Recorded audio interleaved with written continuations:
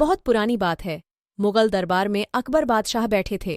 तभी एक किसान दरबार में आया और न्याय मांगने लगा। किसान चीख चीख कर कह रहा था कि मुझे इंसाफ चाहिए। जिस पर बादशाह अकबर ने पूछा, हुआ क्या है?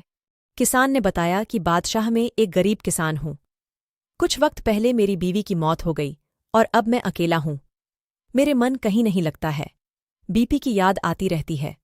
किसान ने आगे कहा कि परेशान होकर मैं काजी साहब से मदद मांगने पहुंचा तो उन्होंने मुझे मन की शांति के लिए दरगाह में जाने को कहा।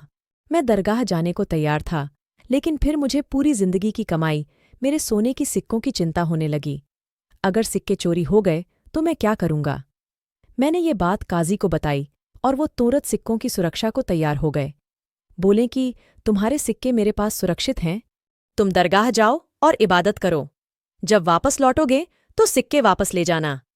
मैंने काजी साहब की बात मानी और उनकी बताई थैली में सिक्के की थैली डाल दी। काजी के कहने पर मैंने थैली पर मुहर भी लगा दी।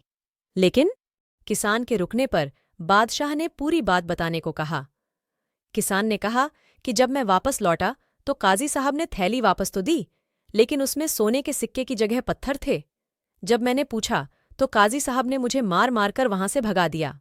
किसान की बात सुनकर बादशाह अकबर ने बीरबल से मामला सुलझाने को कहा।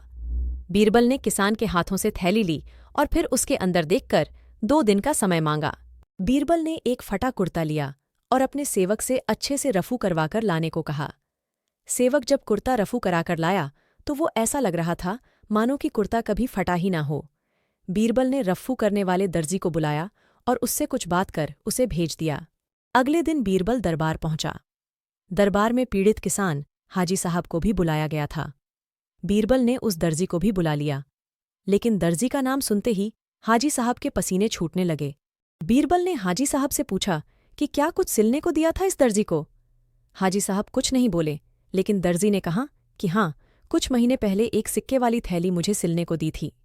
दर्जी की बात सुनकर हाजी साहब जोर जोर से चिल्लाने लगे, मुझे माफ कर दो, मैं लालची हो गया था। बीरबल ने मामला सुलझा लिया था। बादशाह ने हाजी साहब को 1 साल की सजा दी और किसान को उसकी सोने के सिक्के वापस मिल गए।